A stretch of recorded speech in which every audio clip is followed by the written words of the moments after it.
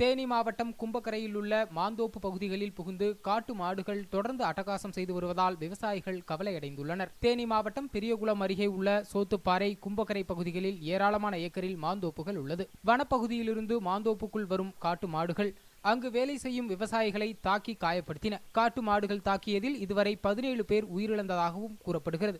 20 தினங்களுக்கு முன் பெரியகுளம் தென்கரை மாரியம்மன் சந்நிதி தெருவில் குடியிருப்பு பகுதிக்குள் புகுந்த காட்டு மாடு பொதுமக்களை பல மணி நேரமாக அச்சுறுத்தியது.